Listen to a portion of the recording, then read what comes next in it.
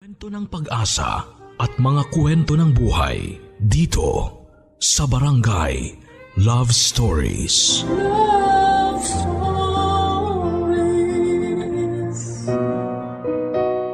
May mga bagay na wala tayong kontrol sa buhay. Isa na rito ay kung sino ang magiging mga magulang natin o ang mga opinyon ng ibang tao sa atin. Ikaw, kapuso, paano mo haharapin ang katotohanan kung malaman mo na isa ka palang lihim na bunga ng pagkakasala? Dear Papa Dudut,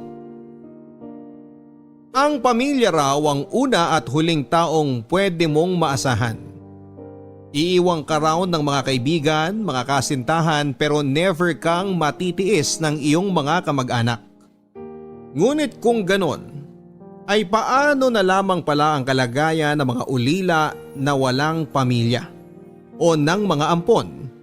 Lalo pa siguro yung mga taong sa paningin ng lipunan ay bunga ng skandalo't kahihiyan. Magandang araw po sa inyo at sa lahat ng ating mga kabarangay. Ako po si Lynette, 30 years old at nakatira sa Marikina City. Pamilyado na po ako, may 2 anak at masasabi ko na sa kabila ng ating mga dinadanas ngayon dahil sa quarantine at pandemya ay medyo maayos at stable naman po ang aking pamilya. Meron po kaming franchise food business ng aking asawa at sa awa ng Diyos ay may extra pa rin kami kahit na papaano para maitulong sa mga kababayan nating nangangailangan ngayon. Ngunit kung ano man ang kaalwanan at stability na naranasan namin ng pamilya ko ngayon, ay kabaligtaran po ng naging karanasan ko noong bata pa ako. Stowaway po kasi ako, Papa Dudut. Pinanganak at lumaki po ako sa Bacolod, ngunit noong 17 years old po ako ay naglayas ako sa amin at nagpa-Maynila. Kaya kung ano man ang tinatamasa ko ngayon, ay masasabi ko po na bunga ang lahat ng ito ng aking sariling tapang at pagsisikap. Kahit na lumaki po ako with a silver spoon at nanggaling sa isang mayaman at may impluwensya na pamilya.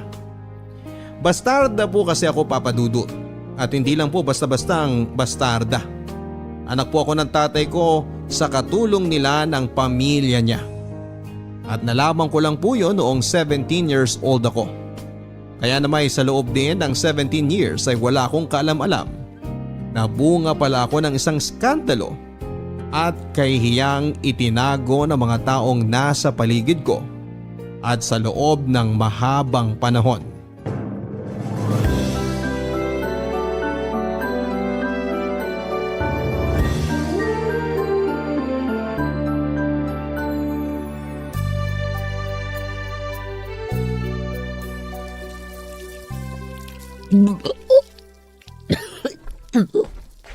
Napapadalas yata ang suka mo tuwing umaga. May nakain lang po ako, ma'am. May nakain? Abay, ano ba yung nakain mo? Bakit hindi mo pa yan ipatingin sa doktor? Wag na po. Mawawala din po siguro ito. Ah, hindi. Mamayang hapon sasamahan kita sa doktor. Wag na po, ma'am. Bakit? Ayaw mo? Marami pa po kasi akong gagawin dito sa bahay. Amo mo ako. Ako na nga nagsabi na pwede ka mag-break ngayong hapon at ako pa mismo ang sasama sa'yo sa doktor dahil concerned ako sa'yo eh. Wag na po, ma'am. Okay lang po ako. Bakit? Natatakot ka bang malaman ko? Nabuntis ka? Po? Hindi po ako buntis. Saan niyo naman po nakuha yung... Eh bakit ka namutla bigla? Huling-huli ka na dyan sa reaksyon mo. Hindi po ako buntis, ma'am. Kahit na magmaluwag na damit ka pa araw-araw, mapapansin ko yung tiyan mo dahil buntis din ako. Alam na alam ko ang sintomas ng pagiging buntis. Hindi po, ma'am. Ilang buwan na yan? 4? 5? Sinong tatay niyan? Ma'am, hindi po ako buntis. Maniwala po kayo. Si Anton ba? Hindi po. Eh sino? Yung tatay ni Anton? O si Mang Ambo na 60 anyos na? Silang 3 lang naman ang mga lalaki dito sa bahay na to ah. Ma'am, hindi po talaga. Ano bang sigawan dito? Oh, bakit umiiyak si Cora? Umamin ka na, Anton! Umamin na kayo! Ano ba yan, Christina? Eh na naman ba tayo? Alam ko naman na naglalandian kayo eh! Yung mga tinginan nyo, akala nyo hindi ko napapansin? Ewan ko sa'yo. Tigilan mo na si Cora, ah! Tigilan, huwag mo akong talikuran. Yan ang problema sa'yo eh. Kapag kinukumpronta ka na, palagi mo akong sinashutdown. Palagi kang umiiwas. Dahil walang katotohanan yung mga sinasabi mo. Ah, ganon. Halika, tingnan mo to. Mama, ano pong ginagawa niyo? Tingnan mo kung gaano kalaki ang tiyan ng haliparot na to. Ma'am, tama na po. Ano ba, Christina? Para ka na nabubuang! Dahil ginagawa niyo akong tanga. Bakit hindi pa kayo umamin? Alam naman ng lahat ng tao dito eh. Nahahalata na ng lahat na kinakabit mo tong katulong natin. At hindi ko na kayang magpanggap na wala ko napapansin. Dugo! Inudugo kayo, ma'am! Mga hayop kayo! Calm down, Christina. Christina, everything's gonna be okay. Hayop kayo! Cora, sabihin mo kay Makamo, ihanda sa sakyan! Nakunan po ang legal na asawa ng aking ama na si Anton. At dahil din po sa nangyari ay nalantad na rin po ang katotohanan na nabuntis ng ama ko ang katulong nila ng pamilya niya na si Cora. Pero hindi po siya na ipaglaban ng tatay ko dahil katulong nga lang nila ito. At dahil nga po sa nangyari ay naging malaking iskandalo po sa immediate family ng tatay ko ang pagkabuntis niya sa katulong nila. Sa katunayan ay binalak pa nga po nila akong ipa-abort. Kaya lang ay hindi talaga pumayag ang nanay kong si Cora na malalim din ang takot sa Diyos. Bilang kapalit ay kinumbinsi na lamang po ng mga magulang ng tatay ko at ni Christina na kunin ako at palabasing tunay na anak ni na Anton at Christina upang makaiwas po sila sa kahihiyan. At bilang pangumpromiso ay nakiusap po ang nanay kong si Cora na hindi siya tanggalin sa trabaho para rin maalagaan niya ako kahit na papaano. Pareho po kasing maimpluwensya ang pamilya ng tatay ko at ni Christina sa probinsya. Sa katunayan ay nagbabalak pa po noon na tumakbo bilang board member ang tatay ni Christina. Kaya naman maski siya ay wala na ring nagawa ng ipuwersa sa kanila ng mga magulang nila na itago ang iskandalo sa pamamaraan ng pag-ampun sa akin at pagpapalabas sa ibang tao na ako ang ipinabuntis niya. At 2 taon matapos po akong isinilang ay nabuntis pong muli si Christina. Nagsilang siya ng isang lalaki si JR na wala kong kalam-alam ay half brother ko lang pala.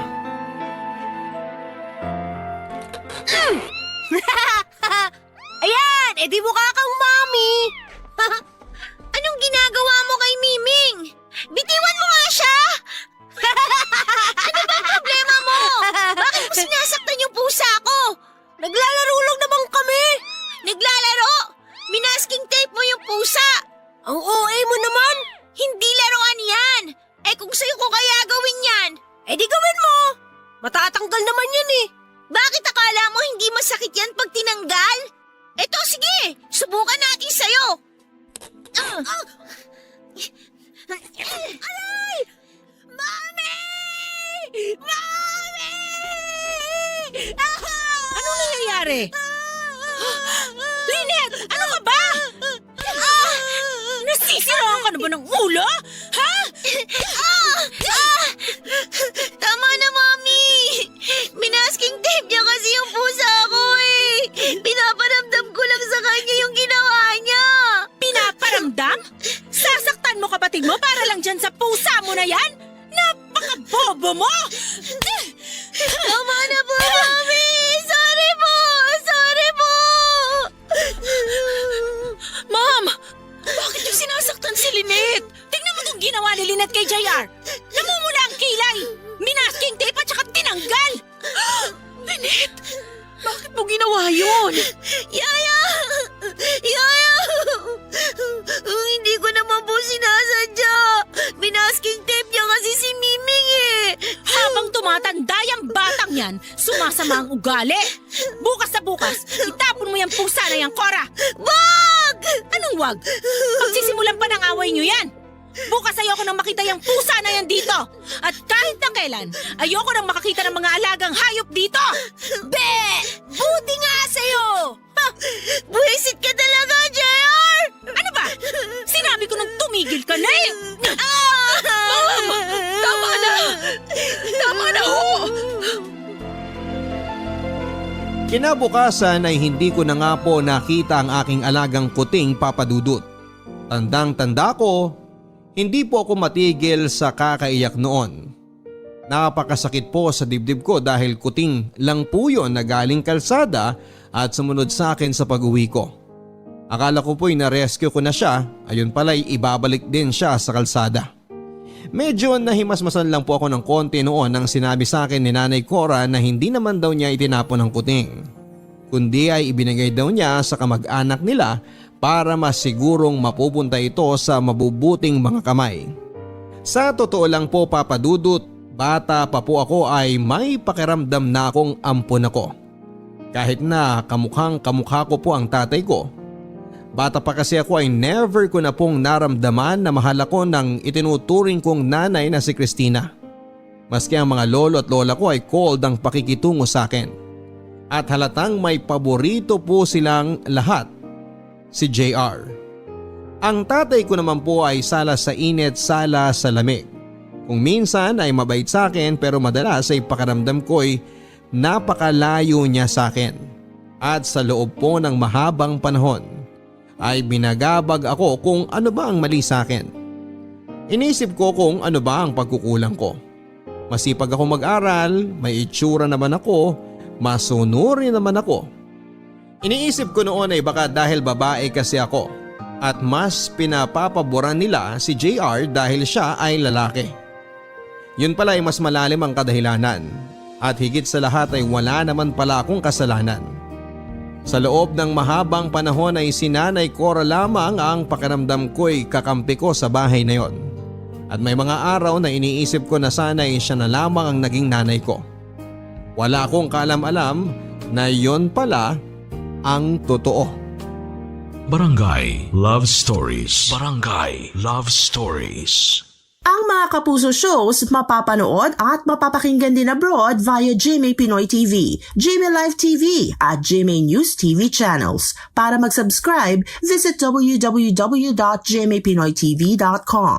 Follow us also at GMA Pinoy TV on Facebook, Twitter, Instagram, YouTube, Viber, and TikTok for the latest updates on Kapuso programs, artists, events, promos, and more.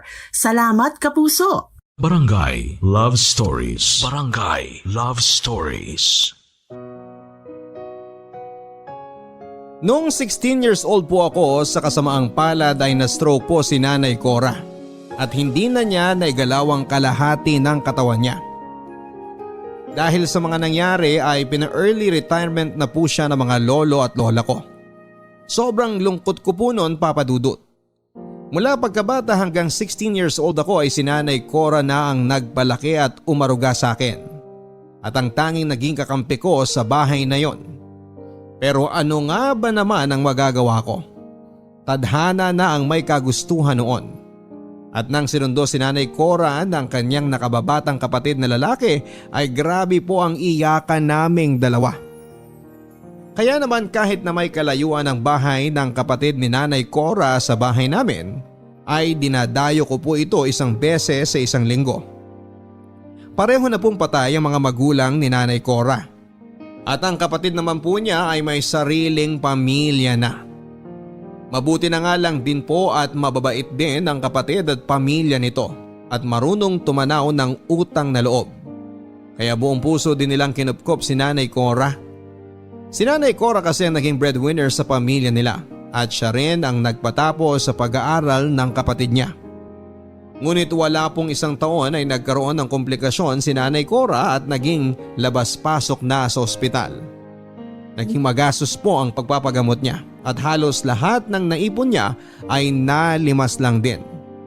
At sa mga panahon na na-ospital si Nanay Cora ay malimit ding pumupunta ako at ako pa minsan ang nagbabantay.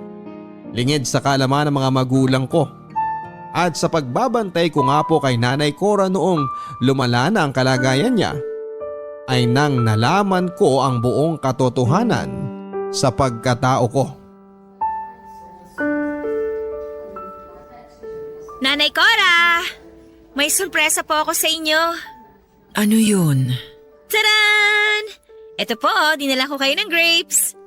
Naku, maraming salamat.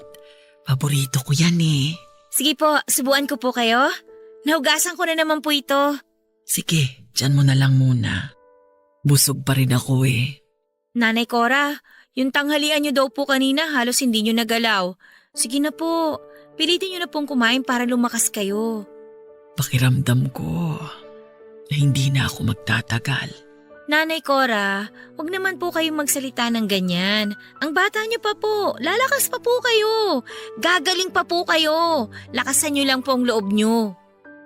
Ay, pagod na rin ako, Lynette.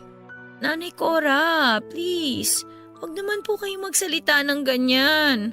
Wag niyo naman po akong iwan. Lynette, napakasaya ko na lumaki ka ng maayos ang buhay. Na sa kabila ng maalwan na buhay na tinatamasa mo, nananatiling mabuti ang puso mo. Nanatili pong mabuti ang puso ko dahil sa inyo. Dahil kayo po ang nagpalaki sa akin at kayo lang po ang tanging naging kakampi ko. Please po, Nanay Cora, lakasan niyo po yung loob niyo. Gagaling pa po kayo. Lynette, may malaking kasalanan ako sa iyo. Po? Ano pong kasalanan?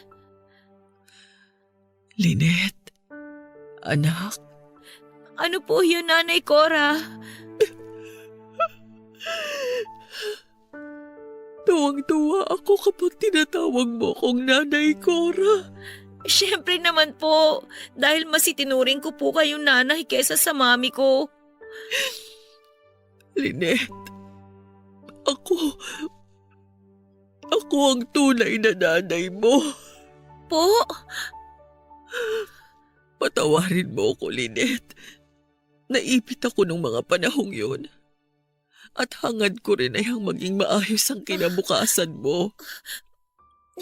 Pero kahit na kinuha ka nila sa akin, hindi ako pumayag na magkalayo tayo. Ipinaglaban kita. Kaya pumayag sila na manatili ako bilang katulong sa bahay ninyo. Para pwede pa rin akong magnanay-nanayan sa iyo. Ano po? Hindi ko po maintindihan. Hindi ko tunay na magulang sina mami at daddy. Pinaampun niyo lang po ako sa kanila. Lynette, ang daddy mo, totoong ama mo. At ako naman, ang totoong nanay mo. Po? Nagkaroon kami ng sikretong relasyon ni Anton bago pa sila nagkakilala ni Christina. Minahal ko siya ng higit pa sa sarili ko. Pero hindi niya ako ipinaglaban. Nabuntis niya ako. Patawarin mo ako, Lynette, kung inilihim ko ito ng matagal na panahon sa'yo. Hindi. Hindi po ako naniniwala. Lynette, anak. Aalis na po muna ako. Pasensya na po kayo. Lynette!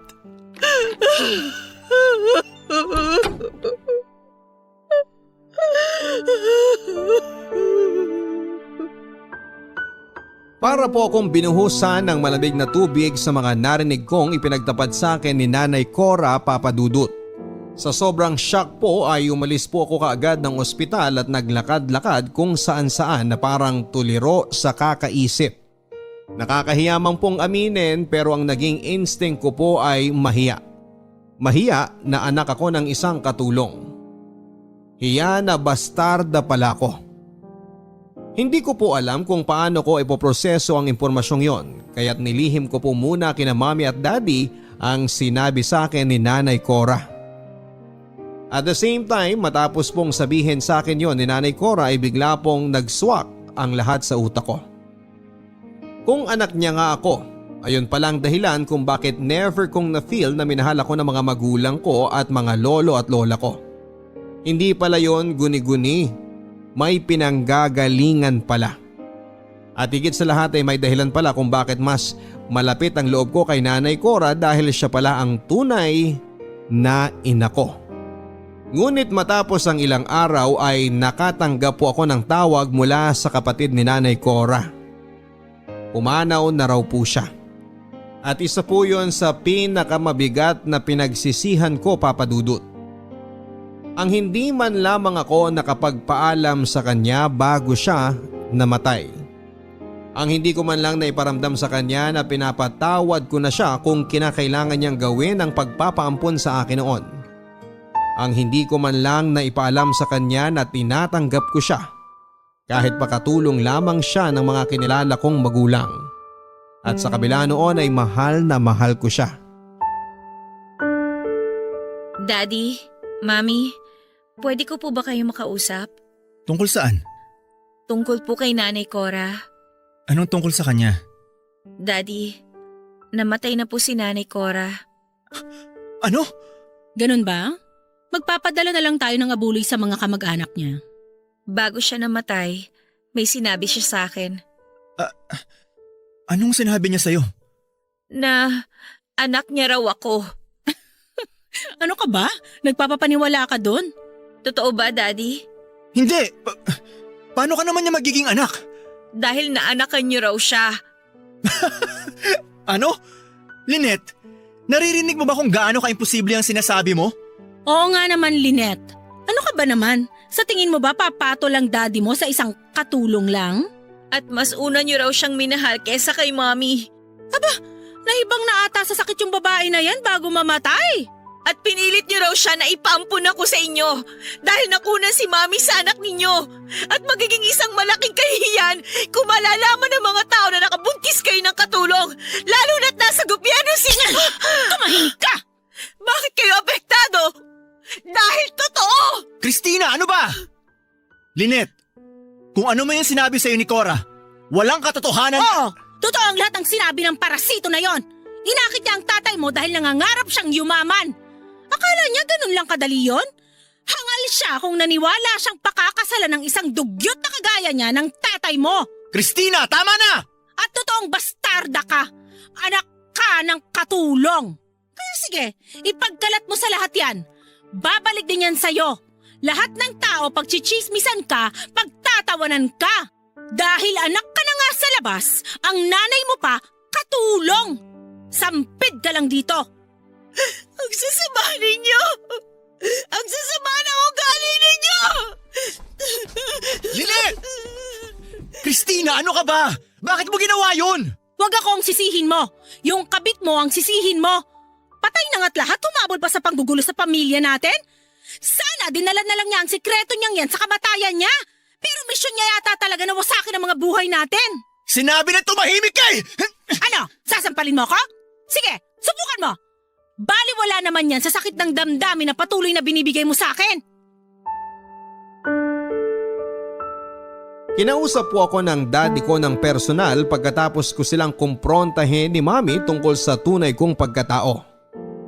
Pagkatapos niya pong mag-sorry ay nakiusap lang po siya sa akin na huwag ko na lang daw ipagsabi sa ibang tao ang nalaman ko. Para daw sa ikakatahimik ng lahat ay ibaong ko na lang daw po kung ano man ang nalaman ko tungkol kay Nanay Cora. At mas makakabuti din daw po yun sa akin kesa malaman pa ng mga tao na bastarda ko. Look at the bright side na lang daw po. At mabuti nga daw po na kahit na ganoon ang nangyari ay kinilala pa rin ako bilang tunay na anak ng mami ko at ng mga lolo at lola ko. Aaminin ko, Papa Dudut, na natukso na po akong itago na nga lang din po ang katotohanan. Natakot kasi akong husgahan at kutsain ng ibang tao. Pero hindi ko po kaya na magpanggap bilang isang tao na hindi naman ako. Sapat nang ako na lang ang niloloko nila. At hindi tama na pati sarili ko ay lolokohin ko rin. At dahil alam ko po na kahit na anong gawin ko ay never akong magiging sapat. At never akong matatanggap ni na mami at ng mga lolo at lola ko. Kahit na ano pang maging achievement ko sa buhay dahil sa paningin nila, isa akong malaking pagkakamali at kahihiyan.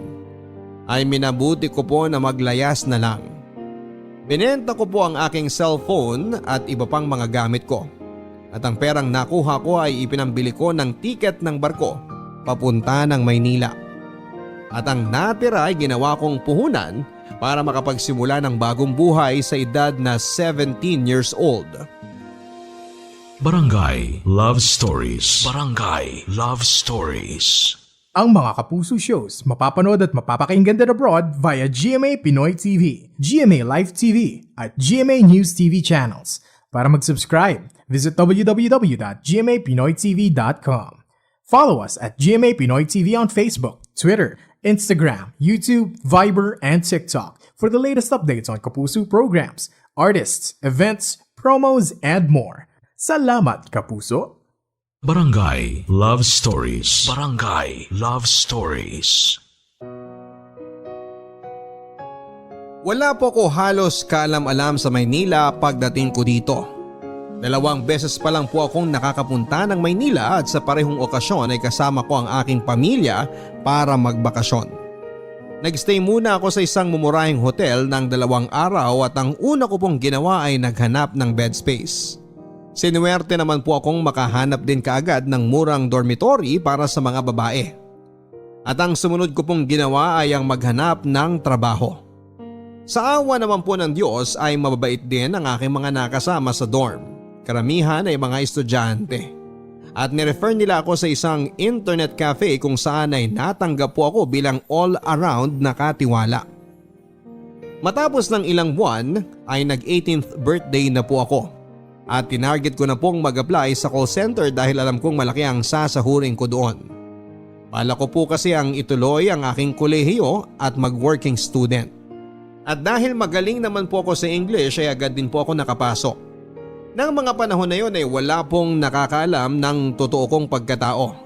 Liban sa mga papeles na kailangan ko pa rin lagyan ng totoo kong impormasyon. Kapag nagkikwentuhan kami ng mga kaibigan ko ay sinasabi ko na lang na patay ng pareho ang mga magulang ko at solong anak lamang ako para wala ng tanong-tanong. At kahit na mabigat pa rin sa loob ko, kahit na papaano ang magsinungaling sa mga ganong bagay, pakiramdam ko po ay for the first time in my life ay malaya na ako at hawak ko ang aking sariling buhay. Ngunit isang araw ay nagulat na lamang po ako nang sinabihan akong may bisita raw na naghahanap sa akin sa dorm. Ang tatay ko. Sigurado kang kape lang ang order mo? Busog pa ho ako. Bakit ba kayo nandito? Lynette, ang tagal kitang ipinahanap. Bakit? Hindi ba obvious na naglayas ako at ayoko na sa bahay na yon? Lynette, hindi naman kita pipilitin na bumalik sa atin. Ang sa akin lang, please keep in touch. Kahit na anong mangyari, ama mo pa rin ako. Hindi ko ho kailangan ng tulong ninyo. Lynette, please. Patawarin mo na ako. At huwag kayong mag-alala. Kung naparito kayo para siguraduhin na wala akong pinagsabihan ng lihim ninyo, huwag na kayong mabahala. At wala rin naman sigurong matinong tao na gugustuhin ipagkalat sa mga tao na bastarda at unwanted child siya. Lynette, hindi ako naparito para dyan. I was worried about you. Sobra ako nag-alala nung umalis ka. Hindi ako makatulog kakaisip kung napano ka. Hindi ako pinapatulog ng konsensya ko. Well, ngayon nakita niyo na nabuhay at maayos ako, pwede na kayo makatulog ng mahimbing. Isa pa, 18 years old na ako, kaya legal na akong mabuhay ng mag-isa. Lynette, alam kong marami akong pagkakasala pero please, paniwalaan mo na hindi ka bunga ng pagkakamali, okay? Minahal ko ang nanay Cora mo. Binata pa ako noon. Ni hindi ko pa nga kilala si Christina, nagmamahalan na kami ni Cora. Walang kwenta ang pagmamahal na hindi kayang ipaglaban. Sinasabi niyong minahal niyo si Nanay Cora, pero ang pinakasalan niyo si Christina? Ni hindi niyo pa siya binigyan man lang ng respeto na itigil ng relasyon ninyo nung ginawa ninyong girlfriend si Christina. Ginawa niyo pang kabit si Nanay Cora! Patawarin mo ko. Na-imagine niyo ba yun kung gaano siguro yun kasakit sa kanya? At hindi lang siyang sinaktan ninyo eh.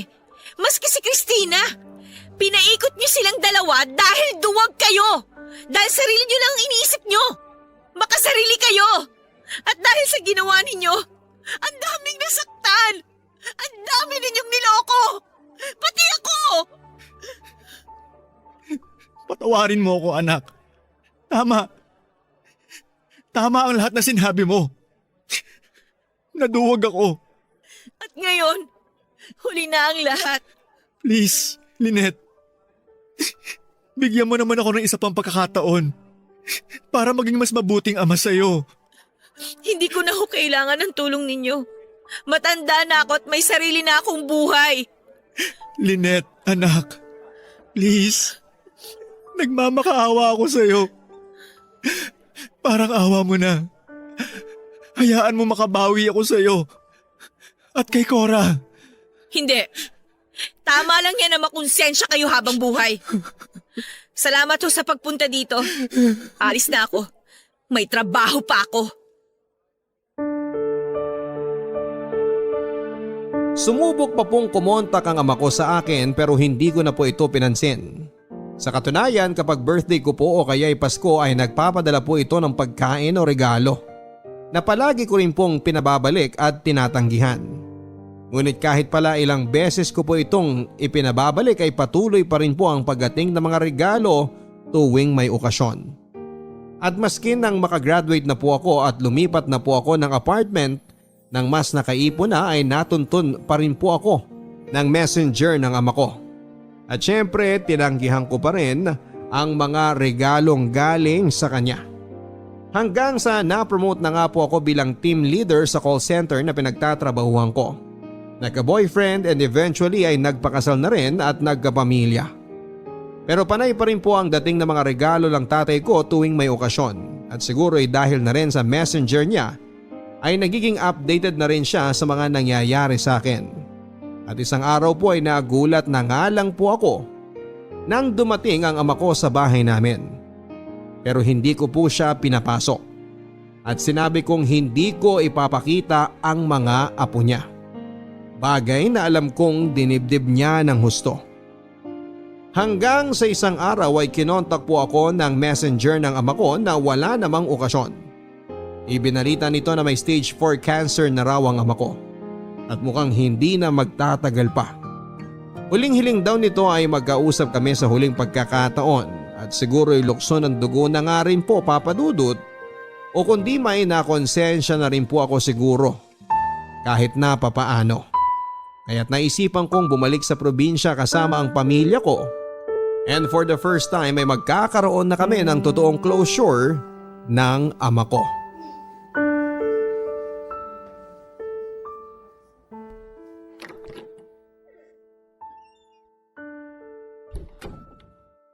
Lynette, anak.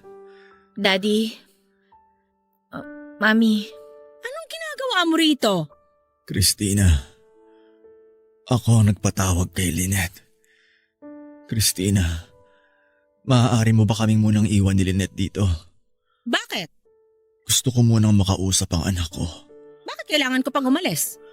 Dahil alam kong hindi kami makakapag-usap ng maayos ni Lynette kung nandito ka.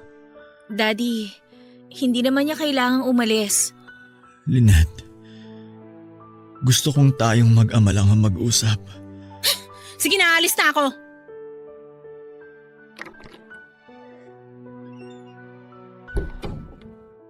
Bakit niyo pa ho pinaalis si Mami? Dahil ayaw kong marinig niya ang sasabihin ko. Lynette, patawarin mo na ako. Huwag niyo na po masyadong i-stress ang sarili niyo. Lynette, ang dami kong pagkakamali na nagawa sa buhay. At ayoko mamatay nang hindi ko itinatama yon. Sa'yo, sa nanay Cora mo. Huwag niyo na pong alalahanin yun. Sigurado akong matagal na kayong napatawad ni Nanay Cora bago pa man ninyo hingi ng kapatawaran niya. Patawarin ninyo ko, Lynette. Patawarin niyo ko ng nanay Cora mo. Naging mahina ako. Hindi ko kayo ipinaglaban. Nagpadala ako sa takot sa mga magulang at sasabihin ng ibang tao. Naging makasarili ako. Nauunawaan ko na po kung kinakailangan ninyong gawin yun noon at pinapatawad ko na rin po kayo.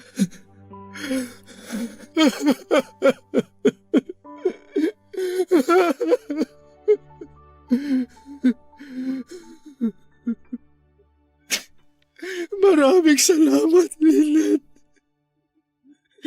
Maraming salamat. Tahan na po. Huwag niyo na po masyadong i-stress ang katawan ninyo. Lynette, bayaan mo ako na itama ko ang lahat, okay? Para sa pamilya mo, sa mga apo ko, ang kalahati ng ari-arian ko, sa'yo ko ipapamana. No, ayoko po. Lynette, naisulat na namin yun ng abogado ko. Tiyak kong magagalit si Christina, pero huwag ka magpapatinag sa kanya. Daddy, ayoko po ng pera ninyo. Kaya nga po ako umalis sa atin para mapatunayan ko na kaya kong mabuhay na mag-isa nang hindi nakaasa sa yaman ninyo ni Mami. Lynette, alam ko naman yun. Pero please, this time, sana tanggapin mo na ang regalo ko sa huling pagkakataon. Parang hindi na po ma-stress pong lalo si Daddy ay sinabi ko na rin po na tatanggapin ko ang mana ko kahit na wala naman talaga akong balak na kunin yon. Isa pa ay alam ko rin pong magiging isang malaking issue sa mga kamag-anak ko kapag tinanggap ko ang pera. Lalo pat mulat sa pool ay sampid lang naman ang tingin nila sa akin. Kinagabihan ay sinama ko na rin po ang aking asawa at mga anak upang ipakilala kay Daddy at sa puntong yon ay si Christina na po mismo ang umalis ng kwarto. Kinabukasan ay pumanaw na rin po kaagad ang ama ko, Papa Dudut. At sa totoo lang po kahit na napakarami po akong hinanakit sa kanya ay bumuhos ang lahat ng luha ko. Kahit na pakiramdam ko ay matagal na rin naman akong nag-iisa. Sa puntong yun ay biglang nilunod po ako ng realidad na ulila na ako at patay na ang parehong taong naging dahilan ng pagkakasilang ko sa mundo.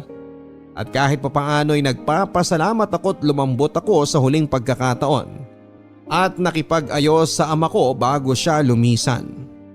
Sa halip na umuwi ay nagpasya po kami mag-asawa na magstay na lamang po muna kami ng pamilya ko sa probinsya hanggang sa lamay ng daddy ko. Ngunit unang gabi pa lamang po ng lamay ay hindi na maganda ang dinanas namin. Parang mga multo po kami doon, walang pumapansin na talagang ipinaramdam ng lahat. Lalo na si Christina na hindi kami welcome doon. Samantala ang ibang mga malalayong kamag-anak naman at mga kakilala ay tinitingnan kami at pinagchichismisan. At ang iba'y makikipag-usap lamang para mag-fish ng impormasyon kung bakit ako nawala at ano nga ba ang nangyari. At sa puntong yun ay narealize ko po na kumalat na yata ang chismis sa aming lugar tungkol sa tunay kong pagkatao. At dahil sa mga naging karanasan sa unang gabi ng lamay, ay minabuti ko na lamang po namin ang pamilya ko na magstay na lamang sa hotel at huwag nang pumunta sa lamay at ang puntahan na lang ay ang mismong libing ng aking ama. Sa katunayan nga po ay nagpasya na rin po ako na huwag nang isama ang pamilya ko sa libing dahil alam kong mas marami ng tao doon. At baka dumating na rin ang half-brother kong si JR na alam kong kasing lalalang ng ugali ni Christina. At nang pumunta po ako sa libing ay hindi nga po ako nagkamali ng inaakala. Oh, andito ka pa pala. Magpapaalam lang ho ako kay Daddy. Wow! Buti naman at naisipan mong dumaan. Hindi ba nakakaistorbo sa paglalamyerda ng pamilya mo yung pagpunta nyo dito? Ano? Hindi kami naglalamyerda. At saka teka, bakit bigla yata ang big deal ang pagpunta ko dito ngayon? Nung nasa lamay ako, parang multo ang pakikitungo ninyo sa amin ng pamilya ko ah. Anong gusto mo? Magpa-party kami na bumalik ka? Ang problema sa'yo mula noon hanggang ngayon, gusto mo nasa iyo ang atensyon. Excuse me? Kaya nga ako umalis di ba? At saka bakit parang ang lakas yata ng loob ninyo ngayon na mag-eskandalo? Bakit? Natanggap nyo na ba na alam na ng buong barangay na anak ako ni Daddy kay Nanay Cora? Walang diya ka? Hoy! Kung bumalik ka lang dito para manggulo, pwede ba umalis ka na lang? Lumalabas yung ugaling katulong mo eh. Huwag mo madamay-damay dito ang Nanay Cora ko ha! Yang ugali mo, mga ugali ninyo masahol pa sa hayop! Ang sabihin mo, kaya ka bumalik dito para mag-abang at magbakasakali kung may makukuha kang mana kay Anton. Excuse me! Huwag niyo ako itulad sa inyo na sa pera at kapangyarihan umiikot ang buhay! Kaya hindi ka taka-taka kay Nanay Cora na in love si Daddy eh. Dahil sa bahay na yon, si Nanay Cora lang ang totoong tao! At lahat kayo, mga hunyango! Tumigil ka na sa kakadada mo! Huwag mong saktan ang anak ko! Wala ka talagang modong babae ka? Hindi mo na binigyan ng kahihiyan ng burol ni Anton? Kayo ang nagsimula! Tinatapos ko lang! Halika! Sumama ka sa akin! Ilalabas na kita ng bahay! Wala kang kwenta! Hindi ka na babali dito! Sampit ka lang! Dahil ako mismo ang aalis! Palabasin mo! Sige! Magsama-sama kayong mabulok sa pera at kayabangan ninyo! Sa puntong yon ay nawala na po talaga ako ng pagtitimpe at pinatulang ko na ang pangaalipusta ni Christina at ni JR. Malakas po ang loob ko dahil alam kong wala naman ang pamilya ko doon. At lahat ng mga tao sa libing ay matagal nang walang amor at pagpapahalaga sa akin. Kumbaga ipapahiya ko man ang sarili ko. I have nothing to lose sa mga taong yon. Kaya tinodo ko na lang po at nilabas ko na ang lahat ng aking naipong galit at hinanakit sa angka ng tatay ko. Talagang binurn ko na po ang bridge sa side ng tatay ko ng mga araw na yon. Pero matapos lamang po ng ilang linggo ay kinontak naman po ako ng abogado ng tatay ko para daw pag-usapan namin ang last will nito at ang mamanahin ko. Sinabi ko po na hindi po ako interesado sa mana. Pero nangulit pa rin po ito ng nangulit hanggang sa blinako na nga lang po ang number. Pero isang araw ay nagulat na lamang po ako na ang pinakasusok lamang kong 2 tao ay kumontak sa pinto ng bahay namin, Papa Dudut.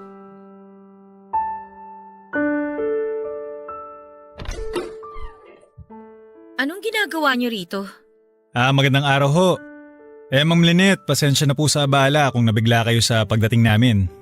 Hindi kasi kayo sumasagot sa tawag at hindi namin kayo makontak. Kaya naisipan na ni na Ma'am Christina na kami na ang pumunta sa'yo. Hindi ba't sinabi ko na nga po na ayoko niyang mana na yan? Makakaalis na po kayo. Sandali! Ano ba?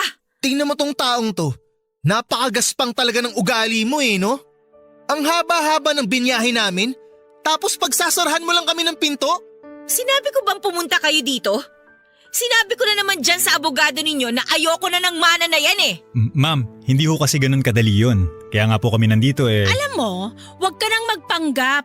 Alam namin na kaya mo pinuntahan si Anton habang naghihingalo ay para makakuha ka ng mana niya. Malamang nung kayong dalawa lang ang nag-usap sa kwarto, doon mo binilog-bilog ang utak niya. Huwag niyo akong pagbintangan ng mga gawain ninyo ha? Ilang beses ko bang uulitin na ayoko sa perang yan? Plastic! Napaka-plastic mo! Kunwari ka pang ayaw mo, alam mo naman na kapag nasa kasulatan na, mahirap nang mabago. Pwes, wala akong pakialam! Mabulok yung pera na yan! Umalis na kayo! Ma'am, teka lang. Ma'am Christina, Sir JR, huminahon po tayong lahat. Pag-usapan natin kung paano gagawin natin dito. Napakawalang hiya mo! Basang-basa ko niyang ginagawa mo Ginagantihan mo lang kami. In the first place, Mommy, napa-DNA test niyo ba tong peking anak ni Daddy? Baka naman mamaya anak lang yan sa kung sinong lalaki nung katulong natin. Ang kapal na mukha mo pagsalitaan si Nanay Cora ng ganyan? Tandaan mo ha, siya pa rin ang nagpalaki sa'yo. Wala akong pakialam. Sinira ng nanay mong katulong ang pamilya ko. At bakit? Sa tingin mo, hindi rin nasira ang buhay ko sa pagkakasala ng tatay natin? Sir, mga ma'am, pag-usapan natin to ng maayos. Sige, bilang ipinipilit nyo rin naman na gusto ko yung mana na yan, o pwes, nagbago na ang isip ko. Kukunin ko na talaga yan at nang makuha nyo ang hinahanap nyo. Walang hiya ka talagang babae ka! Labas din ang tunay mo ano! Sige, Mami! Huminahon na kayo. Sige! Sandali. Pakita ito sa Lynette na yan! Ma'am, Kapal na mukha niyan! Tigilan mo na ako ha! Kung ayaw mong kasuhan kita, nasa bahay ko pa kayo! Trespassing kayo!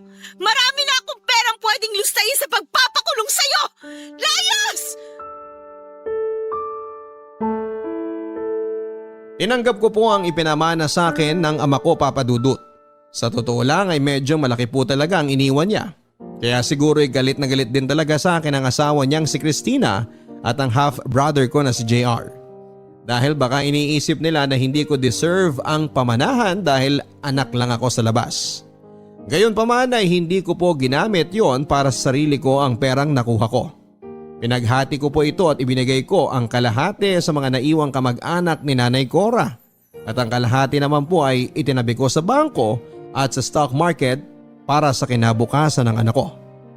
Hindi ko na rin po sinabi sa asawa ko at mga anak ko ang totoong halaga ng ipinamana sa akin ng ama ko. Ayaw ko rin po kasi na makampante sila sa buhay. Lalo na ang mga anak ko. At ang gusto kong maranasan din nila ang maging masipag at masinop sa pera.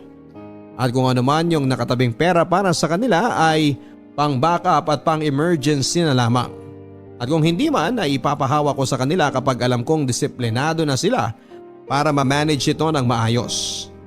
Hindi ko na rin po muli pang nakita sina Christina at JR at ang iba pang mga kamag-anak ko. At ayoko na rin pong makita o makasalamuha pa silang muli. Kung ano man po ang iniisip nila sa akin ay bahala na sila doon. Ang mahalaga ay tahimik at maayos ang buhay ko nang hindi ako umaasa sa pera o impluwensya nila. At higit sa lahat ay may sarili na akong pamilya na maayos at nagmamahalan. Bagay na alam kong never nilang mararanasan at never nilang mabibili ng pera. Ang inyong forever ka-barangay, Lynette. Fight or flight, tumakas o lumaban. Ang dalawang reaksyong yan lang daw ang maaaring pagpilian ng isang taong may kinakaharap na pagsubok. Ngunit sa kaso ni Lynette ay ginawa niya ang dalawa. Tinakasan niya ang kanyang mapang-alipustang pamilya upang makapagsimulang muli at igiit ang kanyang puwang sa mundo at karapatan na mabuhay ng may dignidad at respeto sa sarili sa kabila ng kanyang pagiging bastarda at anak sa kasambahay.